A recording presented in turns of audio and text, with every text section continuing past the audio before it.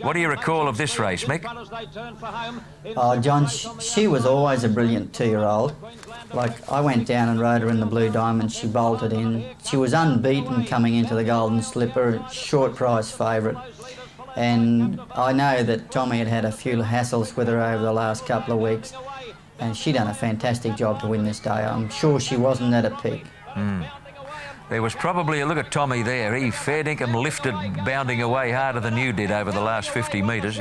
I've never seen him as excited on a racetrack. No, he had a soft spot for her. He told me once, Mick, that he had an offer from the Americans for $3 million for that filly, and we're talking about a decade back, but he knocked it back.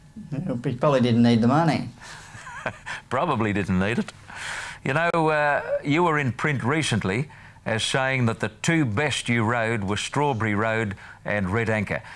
You rode Strawberry Road 13 times, in case you don't realise it, for 7 wins, and that included 3 Group 1s, one of which, of course, was a WS Cox Plate. What sort of a run did you have in this, Mick? I noticed you were angling away from the fence coming down by the school. Yeah, perfect run, John. He was one of those horses that you had to get him smothered to make him settle, otherwise he'd want to race too hard.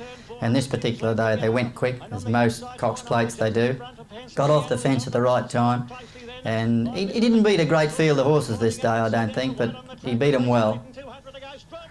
He won a derby, of course, at Randwick on probably the worst track on which a derby or a classic has ever been run. You can remember Sydney had a big wet in that particular autumn, and it was shortly before Randwick was ripped up and restored. I knew he was worth it because he was an outstanding 3-year-old, and they'd come into this Cox Plate so well with no weight in their back.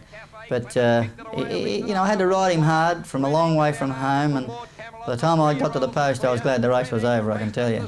The runner-up was a 3-year-old also, Mick, a horse called Street Cafe. Yes, well, he made all the running that day too. He put up a tremendous performance to run second.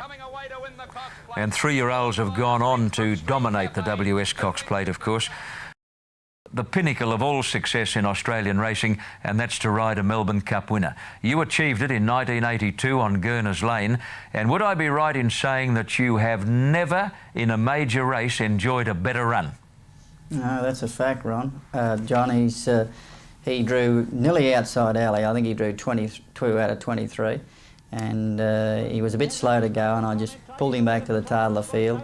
By the time they went out of the straight the first time, he got across onto the fence in front of about 4 or 5 horses, and from there through to the home turn he kept creeping inside the horses until he straightened up maybe about 8th to 10th. Came round one horse in the straight, got a beautiful run right through along the inside then to take the lead right in the shadows of the post. And you were the villain of the piece because you knocked off Kingston Town. Certainly was, yeah. It was, of all the Melbourne Cups you'd have to win, it's sad to have to beat a horse of the calibre of Kingston Town, but I wouldn't swap it.